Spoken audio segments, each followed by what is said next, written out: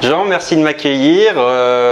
Tu es un des plus anciens travailleurs du web qui est expatrié, qui vit depuis très longtemps à l'étranger. Tu parles d'ailleurs régulièrement sur ta chaîne de voyage, d'entrepreneuriat, de minimalisme, de choses qui ont un petit peu rapport avec tout ça. Est-ce que tu pourrais peut-être te présenter pour les gens qui ne te connaissent pas, malgré tout? Alors, moi je m'appelle Jean, donc je bosse sur le web depuis 2004. Enfin, moi je gagne ma vie depuis 2004. Au début, je faisais un truc complètement différent de ce que je fais aujourd'hui, puisque je faisais des sites web avec un ami. Je pense qu'il y en a beaucoup qui ont commencé comme ça à l'époque.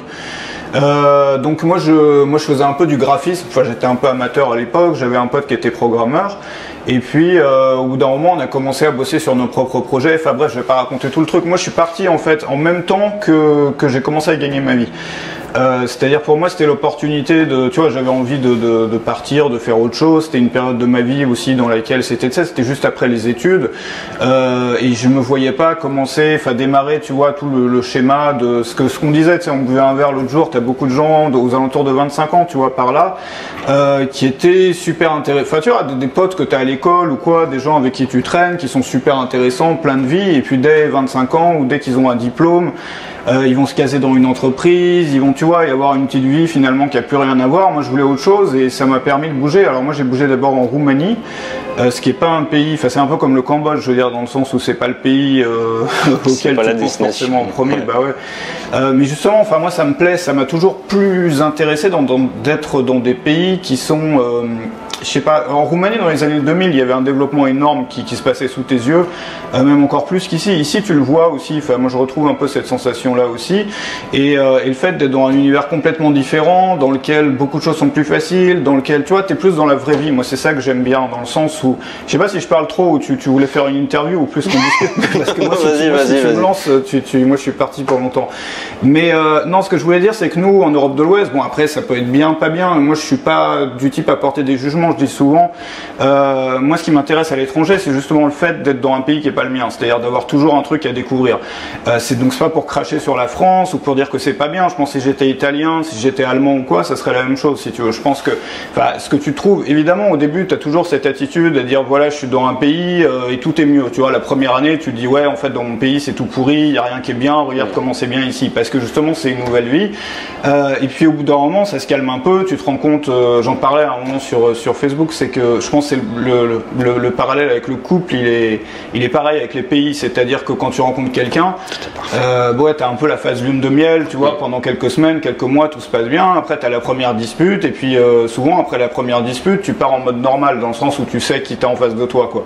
Et pour les pays, c'est pareil, souvent il y a la phase lune de miel, tu le vois avec plein de gens qui voyagent, qui souvent restent pas longtemps, tu vois, qui sont vraiment très bien, tu vois, qui passent les journées ou les semaines de leur vie, et puis au bout d'un moment, enfin très souvent d'ailleurs c'est l'opposé qui se passe au bout d'un moment, c'est-à-dire qu'après ils vont cracher sur le pays, dire voilà, regarde comme en Thaïlande il y en a plein comme ça, se plaindre toute la journée de ce qui va pas, et finalement peut-être, si tu restes pas dans cette phase-là, il y a une phase où c'est normal finalement, en fait, elle est positive comme le négatif, comme avec une personne avec qui tu es dans une relation, et voilà, donc moi j'ai passé beaucoup de temps en Roumanie finalement, en tout, je sais plus, 2004, 5, 6, 7, 8, 9...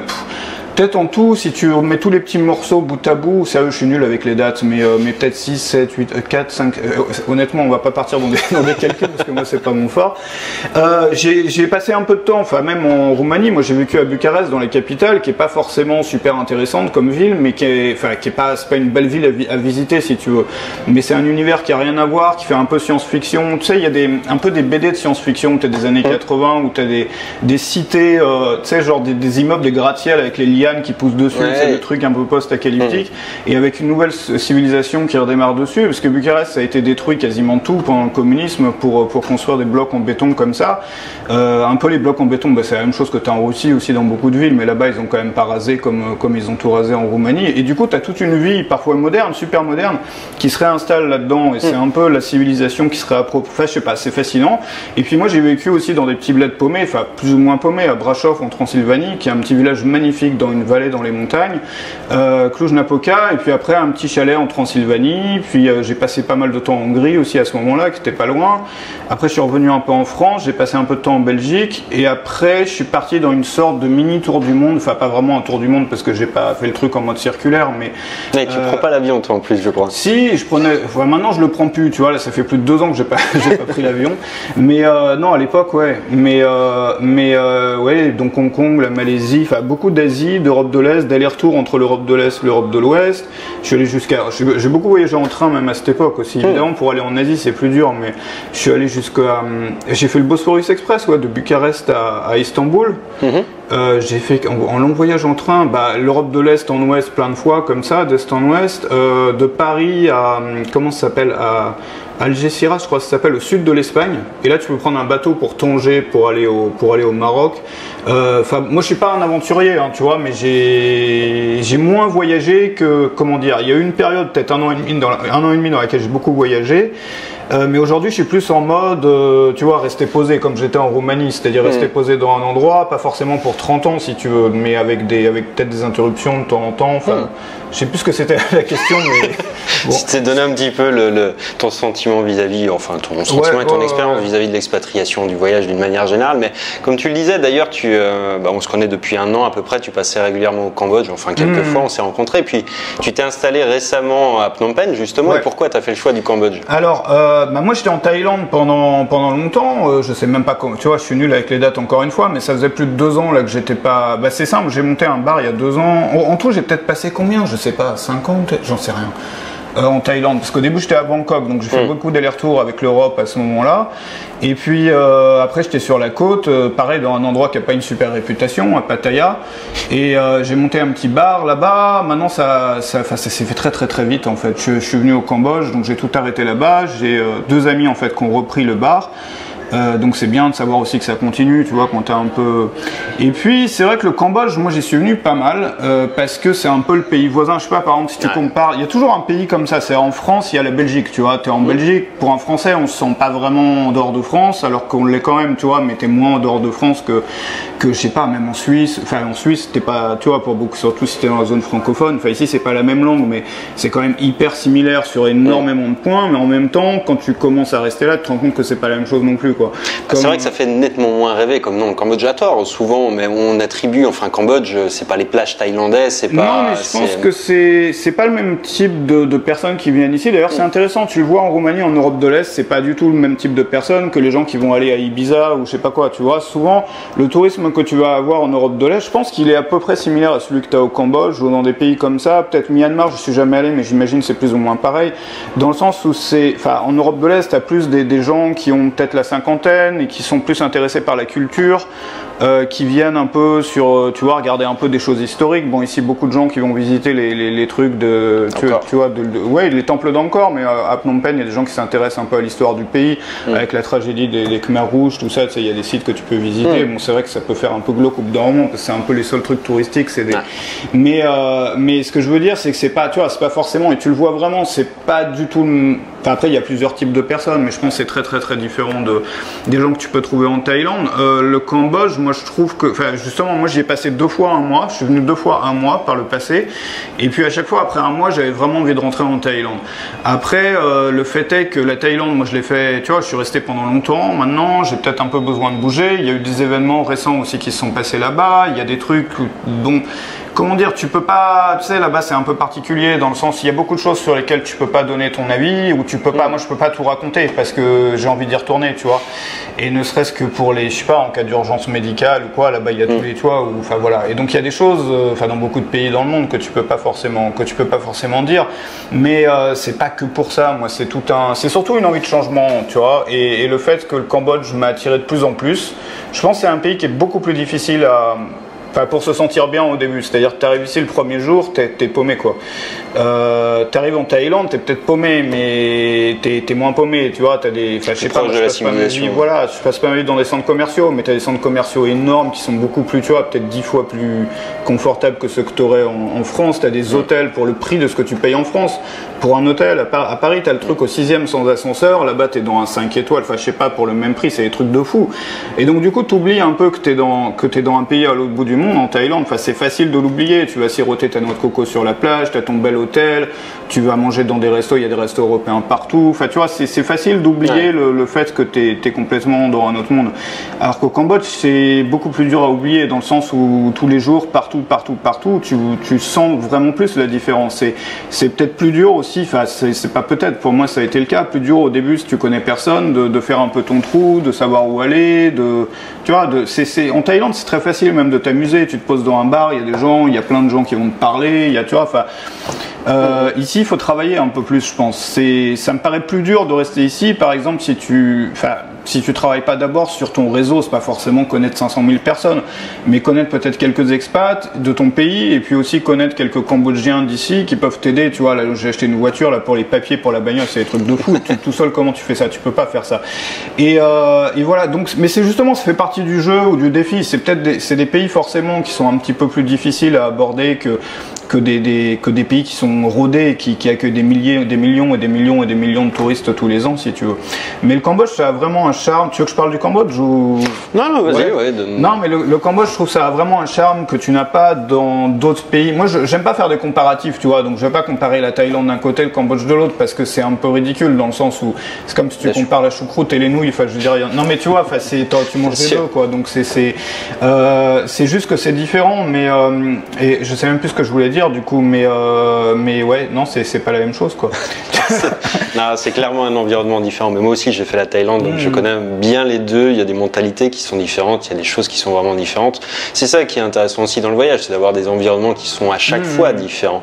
Mais il y a un truc en fait que j'ai découvert, en fait, je regardais des études sur les expatriés, et les gens d'une manière générale ont tous des regrets parce qu'on lâche toujours quelque chose derrière soi. Enfin, t'as des gens pour qui c'est difficile parce qu'ils laissent leur famille, leurs amis, parce qu'il y a la barrière de la langue, parce que le climat, parce que plein de trucs. Pour toi, ça a été quoi le plus difficile, ou du moins, voilà, je sais pas, il y a un truc qui te manque vraiment par rapport à la France, ou que tu as vraiment laissé derrière toi, sur un truc sur lequel tu aurais fait une croix? Alors, moi, c'est peut-être différent de, je sais pas à quel âge t'es parti, ou tu vois, je pense que c'est un peu différent toujours pour tout le monde, mais moi, j'étais vraiment à l'étranger quand je me suis un peu construit ma vie d'adulte, si tu veux. Donc, moi, je suis parti à l'étranger, je suis parti en Roumanie, j'avais 24 ans, je suis revenu un peu moins d'un an en France à un moment et en Belgique, donc j'ai fait un peu une cassure, mais en tout, c'était il y a 12 ans, donc moi, j'avais 24 ans, et à 24 ans, tu t'es pas encore construit tu vois, évidemment, au début, t'es tout fou, tu vois, t'es un peu à l'aventure, tu vois, quand il y a des jeunes de cet âge-là qu'on rencontre ici, qui voyagent et tout, tu vois, tu fais moins de projets, t'es juste dans l'aventure. Et c'est beaucoup plus facile peut-être pour eux tu vois, d'accepter le changement ou même de le rechercher, tu vois, alors que quand t'as un peu pris tes petites habitudes, moi, le problème, c'est pas un problème, mais mes petites habitudes, je les ai prises à l'étranger finalement.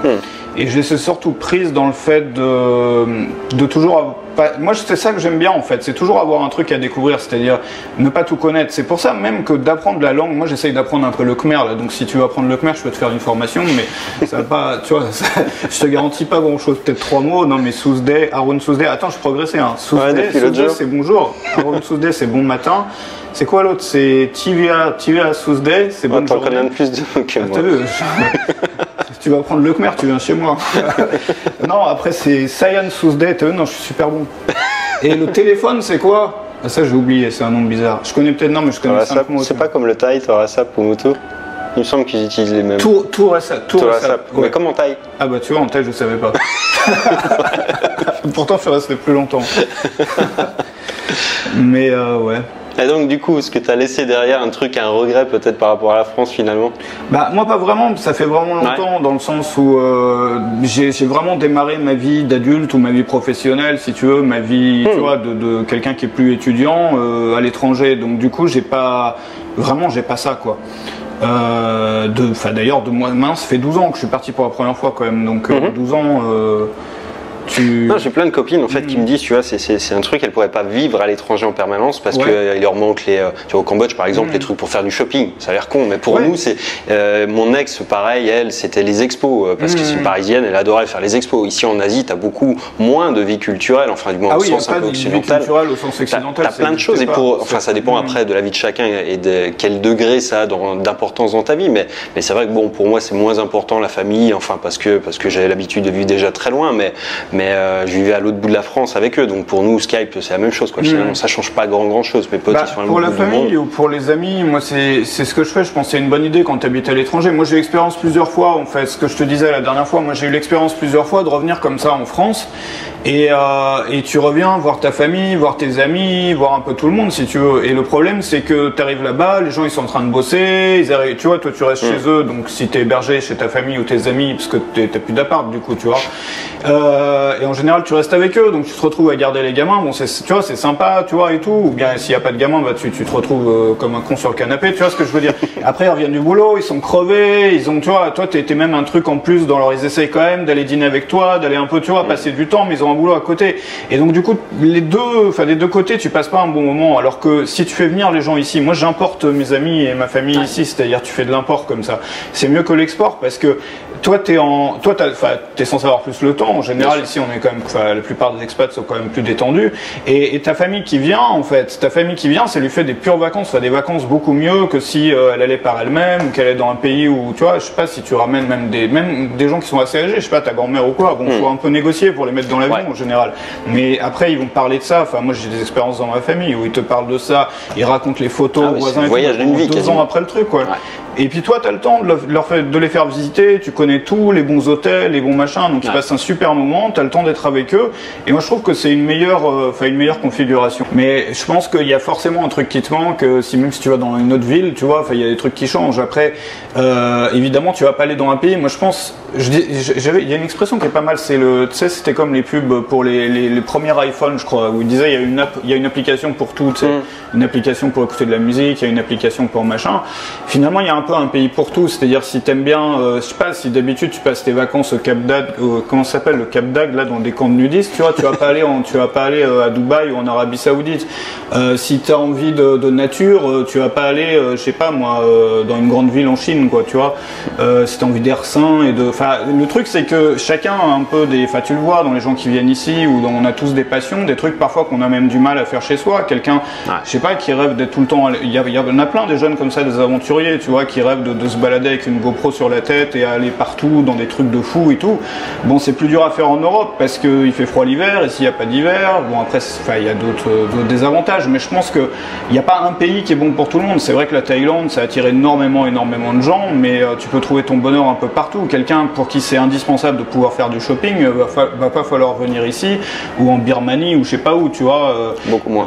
Voilà, mais... Il y a une solution qui est conseillée, c'est à mixer un petit peu l'ensemble, ce que j'aime bien faire moi, c'est avoir une base un petit peu arrière ici, et puis après on a 1 heure de vol de la Thaïlande, de la Malaisie, et là tu as tout vraiment ce que tu veux rechercher, des grandes villes à la fois, des parcs, des plages à foison en Thaïlande, tu as quand même de quoi faire, mais c'est vrai que c'est une conception différente en réalité. Les gens raisonnent par vacances et nous finalement on raisonne plus par saut de puce, par envie, parce qu'on a aussi la capacité à pouvoir se déplacer plus, avec notre boulot quoi du moins, mais c'est vrai que c'est une manière de construire son quotidien qui est vraiment différente. Mais je crois que, comment dire, c'est ça qui est un peu chiant, c'est que tu es toujours dans le même camp que les touristes. C'est-à-dire qu'à chaque fois que tu fais un truc, surtout en Thaïlande, ici beaucoup moins, et moi j'apprécie. Mais tu vois, quand tu passes du temps beaucoup dans les hôtels, tu es toujours avec des touristes, tu vois, tu fais un truc, tu es toujours avec des touristes. Au bout d'un moment, c'est un peu, tu as besoin de sortir de ça. Mais je pense qu'il y a une chose qui est intéressante quand tu fais une grosse cassure dans ta vie, que ça soit aller à l'étranger, que ça soit faire, tu vois, un choix, je sais pas, n'importe quoi, un truc un peu bizarre, c'est que ça te permet aussi de changer d'autres choses beaucoup plus facilement, parce qu'il y a déjà un truc majeur qui a changé. Et du coup, tu peux explorer, comme tu disais, des modes de vie qui sont... Je regardais, je sais pas si tu connais James Altucher, là, je sais même pas comment ça se prononce, c'est un gars qui écrit des bouquins, qui fait un podcast et tout, un américain, et qui disait, qui lui habite dans des Airbnb, donc dans des apparts en location saisonnière, et il y a de plus en plus ce type de mode de vie. Bon, c'est pas de plus en plus, dans le sens qu'il n'y a pas des millions de gens qui font ça, mais pour des gens comme nous, qui travaillent sur le web, ou qui sont indépendants géographiquement, qui n'ont pas besoin d'être à un endroit précis, tu peux, pourquoi pas, tu vois, explorer des choses comme ça, ou par exemple, tu vas changer d'appartement, même de ville, même de pays, une fois par mois, ou une fois tous les 3 mois, ou une fois tous les ans, tu vois, selon ton rythme, ce que tu as envie de faire, ou bien au contraire avoir des périodes où tu vas voyager plus, peut-être pendant 1 mois, et puis après tu te poses pendant 6 mois, revoyager. Je pense que chacun peut un peu explorer le rythme qui lui convient. Après des rythmes, je pense vraiment les rythmes ils sont différents au début, tu vois, quand tu arrives, tu veux tout voir. T'es un peu le touriste qui arrive et qui a la durée limitée en tête et qui veut en faire un maximum, et puis tu t'épuises vite en fait finalement. Et c'est vrai que je reviens beaucoup à ça. Moi maintenant, c'est me poser une semaine quelque part. Après, je refais un deuxième saut de puce une semaine, et j'utilise effectivement quasiment exclusivement des Airbnb maintenant pour être vraiment détaché un peu des touristes, mais pas seulement en fait. C'est pour des questions de commodité. Mais c'est vrai que ça se construit avec le temps, son expérience du voyage du moins, et la manière avec laquelle on appréhende le quotidien, quoi. Après, on peut plus. Moi, j'ai du mal à appeler ça voyage maintenant, parce que je voyage pas vraiment. Mais... Non, c'est effectivement, c'est une conception qui est totalement différente. Avant, les gens, enfin toujours, moi, quand je dis que je pars à tel endroit, on me dit tu pars en vacances. Non, je pars pas en vacances, je pars en voyage. Mais en voyage parce qu'on emmène notre boulot avec nous, avec une caméra, un ordinateur, et on fait notre quotidien sur place, quoi. Mais c'est vrai que c'est une conception qui est éloignée finalement de celle des gens qui est classique, quoi. Les gens, pour eux, ils ont le boulot la semaine, et puis ils bougent quand ils ont des vacances, quoi. Ouais, puis ça demande aussi de... c'est aussi une opportunité. Bon, après, je sais pas si c'est des sujets desquels toi tu parles, ou si toi qui regardes la vidéo, tu sais de quoi je vais parler, mais ça te permet de t'intéresser aussi à des choses comme le minimalisme, c'est-à-dire peut-être habiter avec moins de choses, parce que si tu as des affaires partout, des placards de fringues et d'affaires de cuisine et de trucs, tu vas pas pouvoir avoir cette vie-là avec ça. Et il y a aussi tout un courant, de plus en plus, peut-être pas de plus en plus, j'en sais rien, ça atteindra jamais des nombres, tu vois, comme les gens qui vivent dans des Airbnb, ça restera toujours minoritaire, mais de gens qui réévaluent un petit peu la valeur, la valeur des choses par rapport à la valeur des expériences, si tu veux, et donc de réduire, de pouvoir partir. Moi, je suis organisé aujourd'hui pour pouvoir partir. Enfin, maintenant, j'ai 2 valises, donc j'ai une valise pour partir et puis une valise un peu avec mes trucs dont je me sers pas, tu vois. Mais parce que j'ai plus rien, du coup, enfin, j'ai plus rien. Si j'ai des trucs, mais ça va rester là-bas, enfin en Thaïlande. Mais je sais pas pour toi, comment tu t'organises pour ça. Un sac à dos de 8 kilos. J'ai tout ce qu'il faut pour partir au minimum 15 jours. Donc ouais, non, et la plupart du matériel dedans, c'est du matériel pour bosser, c'est l'ordinateur, c'est les caméras, c'est les choses comme ça, 2 kilos. Ouais, mais 8 kilos. Ouais, 8 kilos, ouais. Donc c'est, tu vois, mais pour beaucoup de gens, c'est un truc qui est inconcevable, mais on y vient progressivement. Moi, c'est pareil, j'avais une conception classique. Enfin, on partait avec toujours 10 fois plus de fringues que nécessaire, des trucs que tu utilisais jamais, que tu sortais jamais, effectivement. Et au fur et à mesure du temps, tu apprends à faire un peu le tri aussi, mais c'est pas quelque chose qui est encore une fois inné. Ouais, c'est un truc qui vient avec l'expérience, je pense. C'est rigolo en même temps d'organiser tout ça. Moi, j'ai passé des mois à essayer d'organiser, tu vois, le sac parfait, le machin, le truc. Puis c'est rigolo parce qu'en même temps, au lieu de choisir, tu vois, d'acheter plein de trucs qui servent à rien, t'en achètes un, mais tu peux te permettre d'acheter le top du top, même si t'as pas des budgets énormes, tu vois, pour un poste en particulier. Le fait d'en acheter qu'un seul, tu vas acheter un truc qui va te durer peut-être pas toute ta vie, mais plus longtemps. Tu vas bien étudier la façon dont tout ça se range. Donc, je sais pas, moi je trouve ça rigolo. Et puis finalement, tu te sens beaucoup plus libre, tu te sens beaucoup mieux. Le fait de savoir que tu peux partir du jour au lendemain, le fait de pouvoir accorder aussi peut-être plus de place dans ta vie aux expériences, aux gens que tu rencontres, aux trucs que tu fais, que juste accumuler des trucs, quoi. Parce que là, justement, tu es forcé à pas pouvoir le faire. Donc, du coup, ça te permet d'expérimenter un truc. Bah ouais, c'est très très dur pour la plupart des gens qui ont leur appart, leur maison, leur truc, d'expérimenter ça. Parce que tu vas toujours revenir dans le machin, tu vois. Mais là, t'as pas vraiment le choix. Alors, ça dépend des périodes. Là, moi, maintenant, j'ai pris un appart. Là, du coup, j'ai signé pour 1 an. Mais ça dépend des périodes. Mais bref. Je parle trop, moi. Non, c'est intéressant. Ça enregistre le truc. Je suis pas sûr. Je l'ai pas utilisé le micro, moi, parce qu'on a le même micro, en fait. C'est le ICD TX 660. 650. Ouais. C'est la norme avec le G7X, c'est le pack classique du voyageur qui fait des vidéos, quoi. Ouais, mais c'est pas mal ce truc-là. C'est un dictaphone en fait, qui est pas fait pour mettre là, en fait, qui est fait pour t'enregistrer comme un dictaphone, quoi. Mais ça se clip comme ça, c'est vraiment pas fait pour ça, mais c'est super super pratique. Ça remplace le micro-cravate avec des câbles ou avec des. C'est un bonheur effectivement à transporter. Plus que 2 objets pour faire des vidéos, c'est génial. On va revenir un peu sur les trucs que tu évoquais tout à l'heure, notamment il y a 3 types d'expatriés. Tu as des gens qui sont des retraités qui sont arrivés ici, qui cherchent un peu le soleil, qui viennent avec un petit peu leur famille, leurs amis, enfin leurs trucs, ils importent leur univers. De l'autre côté, on a des salariés, des gens qui ont trouvé un boulot dans une boîte qui est au Cambodge ou ailleurs, peu importe. Des gens qui bossent aussi pour les ONG, des gens qui bossent dans les ambassades, bref, un petit peu des assimilés salariés, mais qui ont un univers à eux. Et puis derrière, il y a les entrepreneurs, et nous, on est encore dans une sous-catégorie qui est les entrepreneurs du web. C'est-à-dire qu'on est déjà habitué à travailler un petit peu tout seul, Mais là, en plus, travailler tout seul à l'autre bout du monde, ça veut dire comment est-ce qu'on fait finalement pour se trouver des amis, se construire un réseau. Tu le disais tout à l'heure, il y a des pays où c'est plus ou moins facile par ailleurs, mais tu as des trucs, des choses à dire. Moi, je pense que c'est un avantage d'être tout seul dans ton délire, parce que le problème c'est que tu es toujours, regarde, en France, moi je vois beaucoup de gens qui bossent sur le web qui sont justement parce qu'ils connaissent plein de gens qui font la même chose, qui restent un peu coincés en fait dans un cercle ou dans une façon de faire les choses. Regarde, à l'époque où tout le monde avait un blog, tout le monde faisait la même chose finalement, et tu vois, plus tu restes un peu dans un cercle, je pense que justement le fait d'être tout seul dans ton truc, ça te permet de faire des choses auxquelles peut-être d'autres gens n'auraient pas pensé, ou de pouvoir casser un peu les limites, ou d'expérimenter des trucs auxquels personne n'aurait pensé, qui paraissent pas forcément normales, tu vois, pour le groupe des gens qui font un peu la même chose. Après, c'est sûr que si tu voyages, enfin moi j'en parlais d'ailleurs il y a pas très longtemps, c'est que je pense que c'est un grand pas en avant que tu peux faire. Moi j'avais beaucoup de mal, je pense beaucoup de gens, surtout des mecs ont du mal avec ça, c'est le fait d'être bien quand tu es tout seul en fait, tu vois. Et je pense que avant, ça veut pas dire de rester tout seul, de rester, tu vois, dans ton placard ou dans ta cave pendant toute la journée. C'est simplement que si tu voyages, tu vas passer vraiment un meilleur moment si tu es un peu autonome. C'est-à-dire que si par toi-même, tu peux passer des bons moments. Mais par contre, si tu es avec des gens, c'est un plus, si tu veux. C'est un truc en plus, c'est cool, c'est génial, mais t'en as pas besoin si tu veux. Et je pense que le fait d'apprendre à se faire plaisir quand on voyage, tu vois, tu vas te faire un bon resto, tu vas te faire une bonne soirée, parfois seul.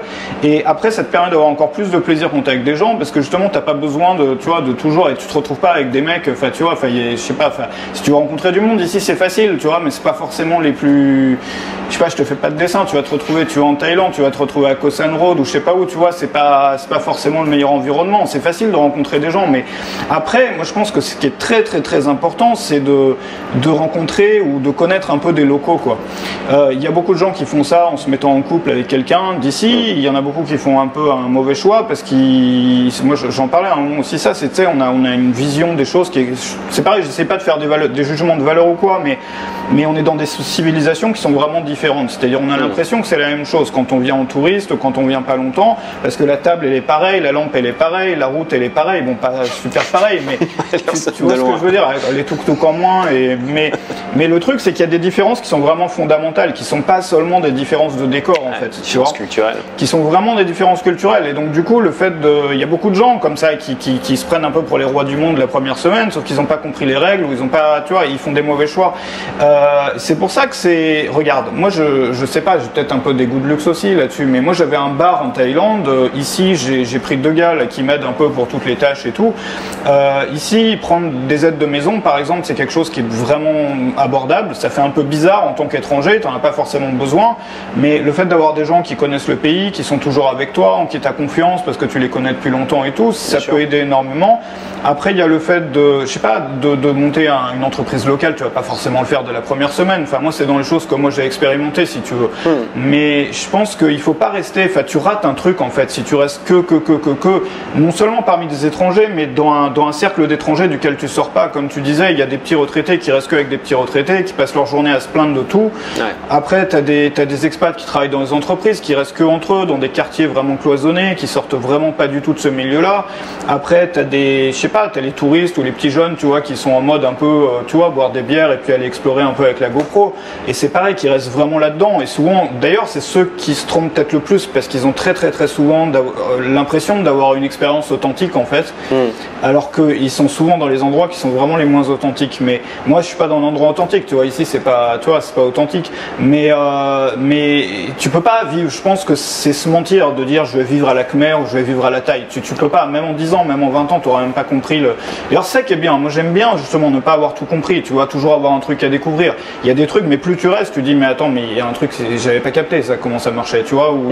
Et c'est une partie de ce qui rend les choses agréables. Mais je pense que c'est important d'avoir des connexions des deux côtés, c'est-à-dire de se débrouiller. C'est plus dur, mais de se débrouiller pour avoir des relations amicales ou professionnelles ou de couple ou n'importe quoi avec des gens d'ici, surtout si tu veux rester longtemps, quoi. Mais évidemment, c'est pas forcément, c'est plus difficile que d'aller boire une bière avec les je sais j'ai trop parlé. Moi, une bière avec les petits retraités, tu vois, je sais pas, dans le bar où il y a que des petits vieux comme ça, occidentaux, tu vois, c'est facile. Évidemment, faut se bouger un peu plus si tu veux. C'est vrai. Mais bon. En parlant de ces petits vieux, moi ça me fait toujours rire parce que j'en ai rencontré évidemment plein aussi. Et t'as une population en fait de gens, enfin, je sais pas si c'est très franchouillard, mais le français, il se plaint tout le temps, même à l'étranger, quoi. Et t'as des gens. Pardon ? Il n'y a pas que les Français. Hein. Non, c'est vrai, mais j'intercepte plus les conversations sans doute en français aussi. Mais c'est marrant, en fait, t'as quand même plein de gens qui sont aigris souvent, même qui sont. Tu demandes même parfois pourquoi ils sont encore là, notamment en Thaïlande. T'en as plein. Bon, il y en a certains qui sont un peu piégés, il y en a d'autres qui pourraient partir, mais qui restent là et qui pèsent contre le système du matin jusqu'au soir. Alors parfois pour des raisons qui sont, qui sont logiques, qui sont écoutables, mais il y en a d'autres, effectivement, c'est juste par pur plaisir, quoi. Mais il y a vraiment une population qui est aigrie. Et il y a quand même une question qui m'intéresse, moi, c'est de savoir s'il n'y a pas eu un truc qui t'a fait un moment basculer, te dire putain, j'en ai marre de ce pays, ils me font chier avec leurs trucs, j'ai envie de rentrer où je me tire, quoi. Moi j'ai eu le moment il n'y a pas longtemps, c'est pour ça que je me suis barré en fait, de Thaïlande. Non mais je pense qu'il y a toujours des moments comme ça, quoi. Après il y a des gens qui sont un peu dans une mentalité, c'est-à-dire s'ils étaient restés en France, ça serait exactement pareil. Ils passeraient aussi leur journée à se plaindre. Tu les mets n'importe où, tu les mets en Ouzbékistan, tu les mets en Thaïlande, tu les mets, ce serait pareil. Donc après il y a beaucoup de gens qui restent parce qu'ils vont pas trouver mieux pour eux, enfin où ils sont habitués, tu vois, donc ils ont aucune raison de partir, mais il faut quand même qu'ils se plaignent, quoi. Après il y a forcément des trucs à se plaindre. Il y a une différence énorme entre l'image que tu as du pays lors des premiers mois, tu sais, comme on disait tout à l'heure, que l'image que tu vas avoir. Moi je suis un peu dans la phase lune de miel au Cambodge en ce moment, tu vois, je connais pas grand chose, je viens de débarquer, et donc du coup tout est magique, tout est beau, je sais très bien, tu vois, dans quelques mois il y a des trucs, ça va un peu me dégoûter, ou tu vois, la première fois que tu as un gros problème ou un truc, tu vois, c'est saoulant, mais après je pense que c'est plus une question de mentalité qu'autre chose. Il y a des gens qui seraient heureux nulle part, il y a des gens aussi qui pensent qu'il faut qu'ils bougent parce qu'ils sont pas heureux et que ça va régler tous les problèmes. Ça va peut-être les régler pour les premiers mois, mais après tu vas retourner dans la même routine et dans le même truc. Si tu veux, faut pas partir, je pense, pour éviter. Tu vois, si t'es pas heureux et que tout, tu vois, rien ne va pas et tu te dis, bah si je bouge, ça y est, tout va être rose, tout va être magique, quoi. Ça permet de se donner un bon coup de pied au cul, parce que si t'as des changements à faire dans ta vie et que t'as vraiment du mal à les faire, je pense que le fait de faire déjà un gros changement comme ça rend tout le reste plus facile. Il y a aussi la facilité que t'as à l'étranger de faire un truc différent des autres sans être jugé, dans le sens où t'es déjà un étranger. Ça c'est un truc, moi j'ai vraiment ressenti en Roumanie. Après en Thaïlande c'est encore pire, ou ici c'est encore pire, c'est-à-dire que tu peux vraiment faire des trucs bizarres, c'est-à-dire tu peux avoir des modes. Regarde, moi je me suis mis en Roumanie à aller vivre dans un petit chalet, à faire, tu vois, dans un petit village, à faire. Parfois tu fais des choix, tu vois, que tu ferais toi dans ta famille ou dans ton environnement en France ou de là où tu viens, je sais pas où tu habites, mais où ta famille, tes voisins, tous les gens autour de toi, ils te regarderaient, ils te jugeraient, et donc du coup tu aurais tendance peut-être, ou un plus gros risque à remettre en question les choix que tu as fait. Alors que là, quand tu es à l'étranger, qui plus est dans un pays où ça n'a rien à voir, tu vois, t'es pas à l'étranger genre en Belgique, tu es à l'étranger mais à l'autre bout de la terre, tu peux faire des choix qui sont bizarres, tu peux manger des trucs bizarres, tu vois, par exemple, je sais pas, si tu fais un régime à base de moutarde et de, je sais pas moi, tu vois, non mais manger... Ça marche pas celui-là. Non, je sais pas. Non, ouais, ce que je disais, c'est si tu fais des choix qui sont plus intéressants, je te parle des choix que j'aurais en tête moi, mais tu vois, d'explorer un peu le minimalisme, de vivre avec 3 slips et 4 chemises, ou de, je sais pas, on fait tous des trucs, on a envie d'explorer. Moi j'aime bien me lancer un peu des défis, tu vois, des trucs un peu bizarres, ou de voyager tout le temps, ou bien de, tu vois, des périodes dans lesquelles tu vas vivre qu'à l'hôtel, ou si tu fais ça chez toi, c'est quand même beaucoup plus difficile, parce qu'il y a déjà personne qui fait ça, ou tu vois, tu as tout un environnement de gens qui sont pareils que toi, qui vivent tous de la même façon, donc c'est déjà plus intimidant de sortir un peu du moule, et puis tout le monde va te juger, quoi, tout le monde va te donner son commentaire, son avis, alors qu'à l'étranger, t'es excusé, c'est normal, t'es français, tu vois, le mec il est en train de bouffer de la moutarde, tu vois, c'est normal, laisse tomber, il est français, tu vois, et on va pas aller plus loin que ça, et c'est normal, c'était étranger, comme si toi tu vois quelqu'un qui vient du Guatemala, tu connais rien au Guatemala, le mec il est en train de manger des trucs bizarres et de vivre avec 3 slips, tu vois, tu te dis c'est bon, le mec il est du Guatemala, tu vois, j'essaie pas de réfléchir. Ouais, les traditions. Et du coup t'as plus ce jugement là, désolé si t'es du Guatemala, je connais pas, tu vois, mais tu vois l'idée ou pas, c'est que moi je suis persuadé de ça, c'est pour des gens qui aiment bien se lancer des défis, un peu sur les façons de vivre, un peu alternatives, ou d'expérimenter des choses différentes, c'est beaucoup plus facile à faire quand tu sors justement de ce cadre-là et que tu deviens un peu un électron libre, ou que tu vis dans un pays qui n'est pas le tien, quoi.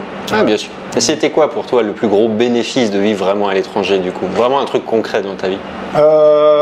un truc concret, pour moi c'est surtout ça, c'est le fait d'être dans un pays où tu as toujours un truc à découvrir, où tu connais pas tout si tu veux. Moi quand je connais trop tout, ça me saoule. En Roumanie ça a commencé à me saouler au bout d'un moment et encore j'avais beaucoup à découvrir, mais je parlais la langue. Déjà parler la langue c'est con, mais ça casse un peu le charme. Et tu comprends ce qui se dit, tu comprends un peu les discussions du café du commerce. Mais ouais, et puis tu vois plus les mauvais côtés du tu sais, quand tu entends les gens parler que tu les comprends pas, c'est toujours amusant, c'est rigolo, c'est sympa, tu sais de reconnaître un mot ou deux, tu vois. Donc quand tu comprends tout, tu vois, c'est souvent c'est les mêmes genres de discussions dans tous les pays que les petits vieux dont on parlait tout à l'heure, parce que tout le monde les a un peu, quoi. Et du coup, le charme il retombe un petit peu. Et c'est vrai que quand tu connais, moi j'aime bien ne pas tout connaître en fait, tu vois, avoir un truc à découvrir. C'est pour ça que j'aime bien être dans des pays qui sont super différents. Après, le gros avantage de pays comme ici, peut-être moins le Cambodge, mais vraiment la Thaïlande, c'est que tu as un bon équilibre entre les traditions et la modernité, ou entre c'est pas vraiment les traditions et la modernité, c'est entre la différence et le confort, plus que la familiarité. C'est-à-dire, tu as vraiment ton confort. Moi ici, tu peux l'avoir aussi, peut-être moins dans certains cas. Par exemple, sur la route, tu vois, les routes, c'est un peu dangereux. Au début, quand tu vas d'une ville à l'autre, c'est un peu flippant quand même. Mais tu as quand même enfin, tu vois, tu as un lit, tu as la clim, tu as de quoi acheter à manger, de la bouffe que tu aimes bien manger, tu as de quoi acheter des fringues, des trucs. Bon, ici, les fringues, peut-être moins, enfin, ça dépend comment tu t'habilles, mais si t'es un fan de shopping, si t'es une fashion victime, ça va pas le faire, le Cambodge.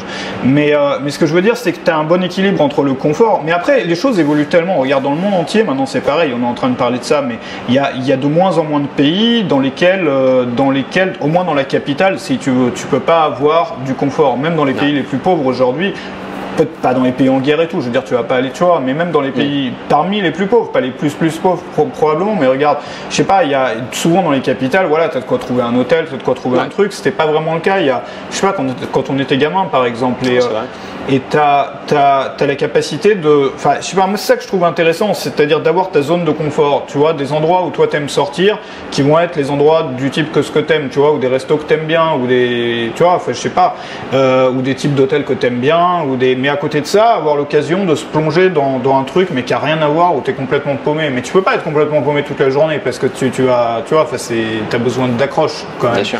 T'as besoin de pouvoir te poser, de pouvoir faire ton boulot, de pouvoir réfléchir un peu de la façon de laquelle tu réfléchis d'habitude.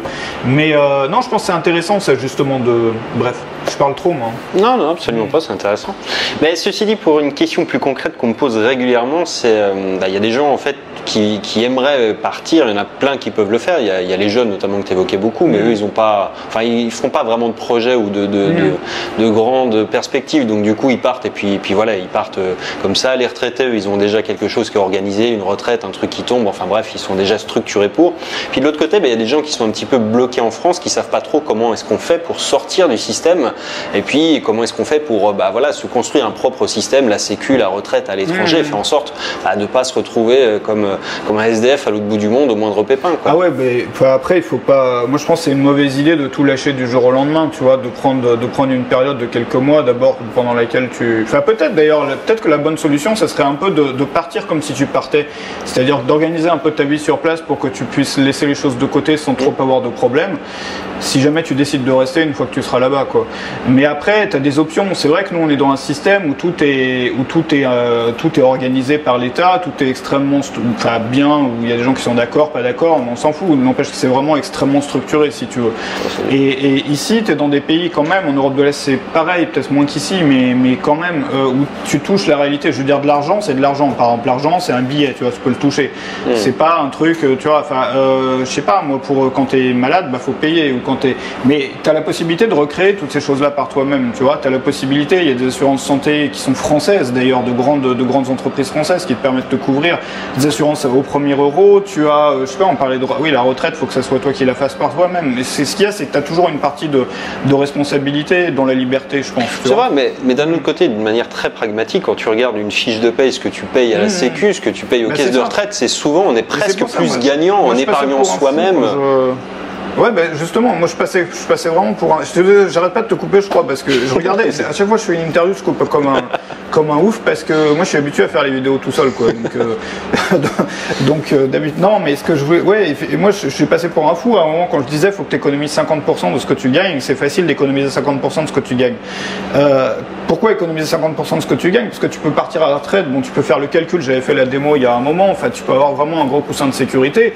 Et quand tu es dans un pays comme le Cambodge, bon, tu peux t'organiser pour quand même économiser pas mal. Le principe, c'est que si tu bosses en France, il y a 50% qui vont, enfin, parfois plus, parfois moins, ça dépend, tu vois, mais si tu prends tout en compte, tu as 50% qui vont partir. Donc plutôt que de s'organiser en claquant tout, tu vois, plutôt s'organiser en gardant peut-être le même ratio entre les prélèvements que tu vas payer dans un autre pays, même si tu es une entreprise locale. Bon, souvent tu vas payer beaucoup moins, quel que soit le pays. On est quand même dans, je sais plus le combienième, mais l'un des pays les plus taxés au monde, où il te reste plus grand chose. Enfin, quand tu es entrepreneur, il te reste vraiment plus grand chose à la fin du mois. Et peu importe l'entreprise dans laquelle, le pays dans lequel tu montes ton entreprise, à partir du moment où c'est en dehors de l'Union européenne, et même en Union européenne dans certains endroits, tu vas à la fin du mois, il va t'en rester davantage. Et donc je pense que c'est pas plus difficile, si tu as pu survivre avec une entreprise en France et en payant des prélèvements et des impôts, de faire la même chose ici, en tout cas pour la retraite. Pour les assurances santé, il y a plein d'options. Faut avoir une assurance rapatriement, machin, responsabilité civile, mais vaut mieux avoir, oui, si tu fais cramer le truc et il y a le machin qui crame à côté, tu vois, faut avoir, bref. Mais bon, après, il y a beaucoup de choses qui coûtent beaucoup moins cher aussi, même quand je sais pas.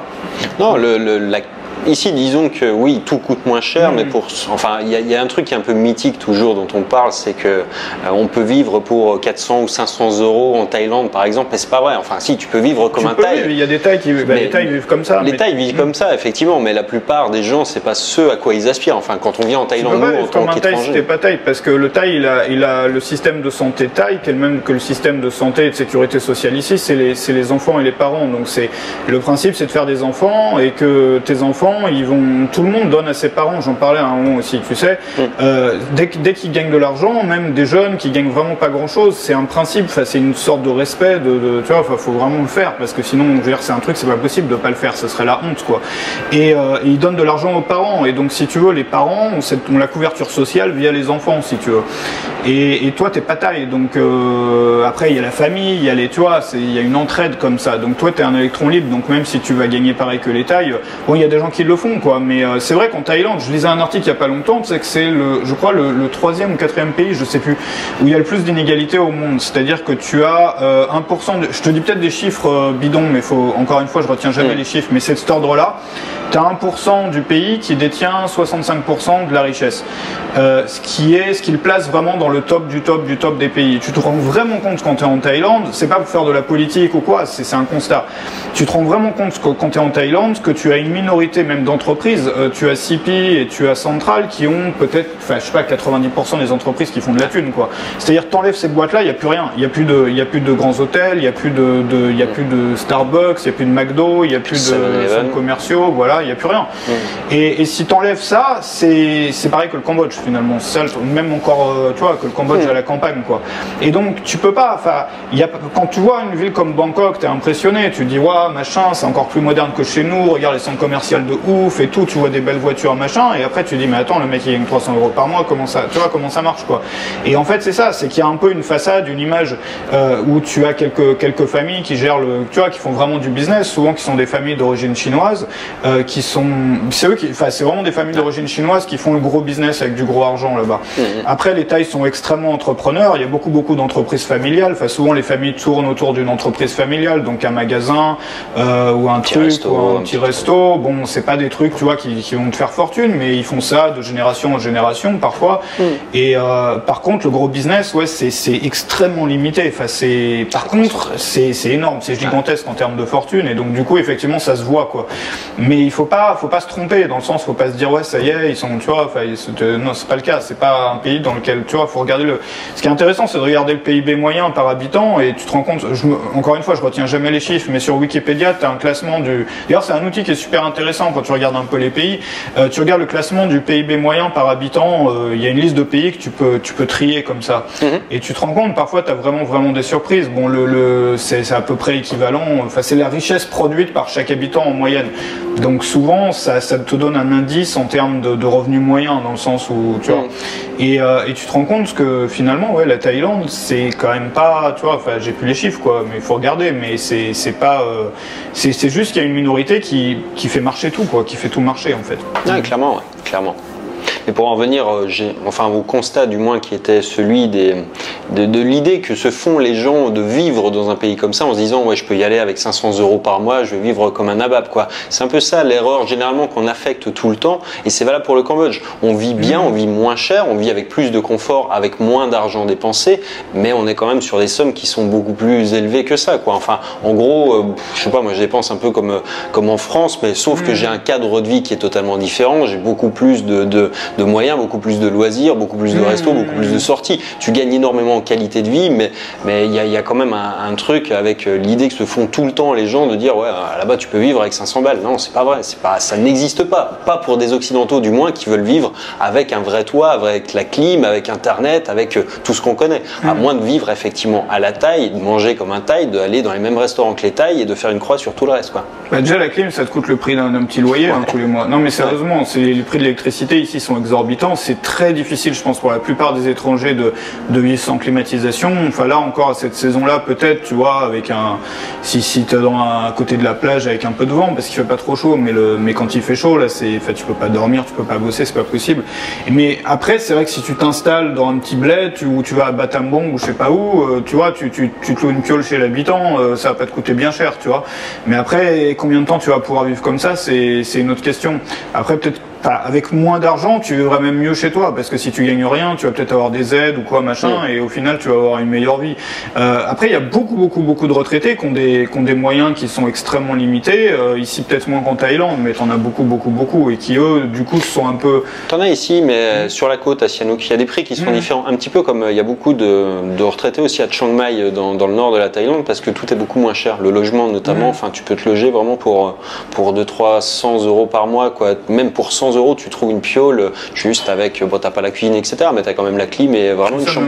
Ouais, mais tu trouves toujours les pioles, par exemple, les Thaïs, ils payent, tu trouves des pioles à 5000 bahts à Bangkok, même bien situées, quoi. Mais c'est des trucs, faut mieux envoyer un Thaï pour aller louer, sinon toi tu vas payer plus cher, quoi.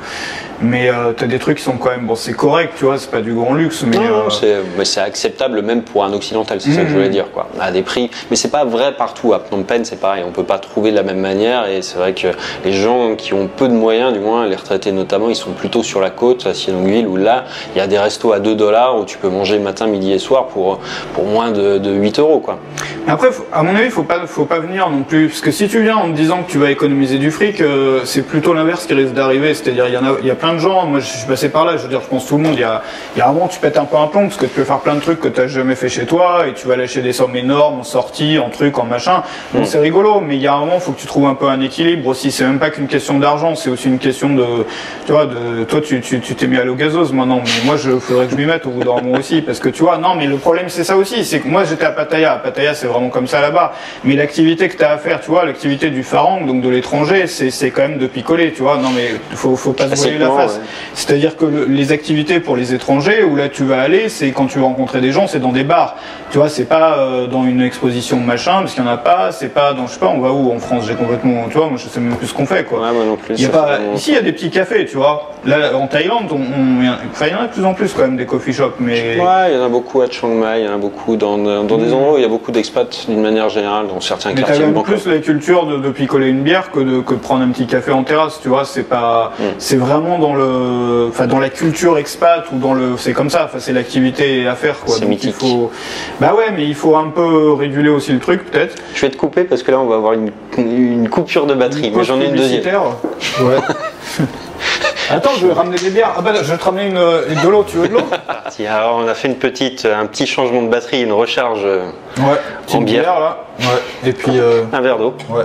Bah tu vois ce que je disais, c'est l'activité. Donc ça c'est pause publicitaire, c'est la bière Angkor, donc comme les temples d'Angkor. C'est une bière cambodgienne et ça passe bien en fait, c'est peut-être parce qu'on est habitué, c'est comme la bière thaï. Et toi tes projets du coup ici quelques années, ou tu as déjà prévu de repartir un peu, d'autres pays en perspective, d'autres... Alors moi j'ai un peu abandonné les projets parce que à chaque fois je fais des projets et puis après je fais un truc sur un coup de tête le lendemain que j'avais pas prévu en fait, et ça finit toujours comme ça, mais vraiment vraiment, et même partir en Thaïlande la dernière fois depuis que c'est quand je me suis vraiment installé, si tu veux, je suis parti sur un coup de, pas sur un coup de tête, mais je voulais revenir 2 mois, un truc comme ça, et je suis resté des années. Et c'est toujours un peu pareil. Et moi, il y a des trucs que j'aimerais bien faire. L'un des trucs que j'aimerais bien faire, c'est un rêve que j'ai derrière la tête depuis longtemps, c'est de revenir en Europe en train en fait. Alors tu peux pas tout faire en train. Il y a juste une petite partie au Cambodge que tu peux pas faire, mais c'est une aventure. Bon, faut pas le faire tous les jours dans le train parce que tu pètes un plomb dans ton train, tu vois. Mais avec par exemple une nuit dans le train, enfin une nuit, une journée, tu vois, en couchette, et puis après tu passes 3-4 jours dans une ville. Si c'est pas intéressant, tu raccourcis. Sans trop préparer. Après c'est un peu le problème des visas en Russie notamment. Il faut avoir un chemin apparemment qui soit, enfin un itinéraire, mais bon. Donc tu passes par le Vietnam, ensuite tu passes par la Chine. Je sais pas comment se prononcent les villes, mais Nanning, Hong Kong, Shanghai. Non, même pas. par Nanning, je sais même pas, je sais pas trop comment ça se prononce, mais après tu arrives à Pékin, et à Pékin tu as le Transsibérien. Alors le Transsibérien c'est un peu la partie chiante parce que c'est 7 jours 7 nuits et c'est que de la plaine en fait. Enfin il y a pas grand chose. Bah si il s'arrête. Donc il y a des villes, il y a des grandes villes, il y a Iskourk, il y a Omsk. Je suis désolé si t'es russe, je dois être en train d'écorcher les noms, mais et bon c'est pas des villes, bon c'est intéressant. Le problème c'est que la plupart du chemin, enfin une énorme partie du chemin, ça se passe quand même sur de la plaine comme ça en Russie. En Russie c'est quand même, enfin j'imagine c'est quand même plus intéressant de visiter Moscou ou Saint-Pétersbourg que les champs, enfin les plaines en Sibérie. Mais tu es obligé d'y passer. Donc il y a une option aussi du transsibérien qui passe par la Mongolie. Il faut juste avoir un visa en plus, donc c'est un gros truc, il faut préparer, surtout le visa pour la Chine, pour la Russie c'est assez compliqué. Bon après une fois que tu es à Moscou c'est facile, hein, tu arrives en République tchèque en je sais plus combien d'heures mais ça se fait bien, et République tchèque après en 2 heures Budapest, moi je suis chez moi là, c'est, tu vois. Mais bon faut prendre 1 mois, 2 mois, peut-être même 3 mois, tu vois, en s'arrêtant bien, en commençant par Ho Chi Minh, après Hanoï, après tu vois, et ça permet de voir un peu du pays. C'est un truc que j'aimerais bien faire un jour si tu veux, donc je sais absolument pas quand. Maintenant, moi je suis parti pour rester un peu plus au Cambodge du coup parce que moi je pensais avoir une expérience différente ici, c'est-à-dire je pensais pouvoir faire tout ce que je voulais faire en Thaïlande et que j'avais pas pu faire parce que je me suis un peu, tu sais, j'ai ouvert un bar là-bas, donc quand tu as un établissement ou un business comme ça, tu te retrouves un peu les pieds et les poings liés, c'est-à-dire que même si t'as pas besoin d'être là tout le temps, bon c'est quand même dommage de pas y être, ou c'est, tu vois, ça te lie quand même. Donc ça a des avantages énormes quoi, dans le sens notamment les relations que tu as avec ça te permet vraiment de t'implanter quelque part, tu vois, de connaître des gens qui travaillent là, enfin, ça change tout parce que souvent une petite entreprise c'est un peu comme une famille quoi. Surtout quand tu fais pas ça pour faire de l'argent mais pour le plaisir, c'est souvent tu vas prendre des employés avec lesquels tu as envie de bosser, tu vois, tu vas pas prendre de... Et donc du coup c'est agréable, mais j'avais envie de faire des choses, notamment de repartir un peu sur les routes juste avec une valise, ne plus avoir d'appartement, passer d'hôtel en hôtel au moins pour quelques mois.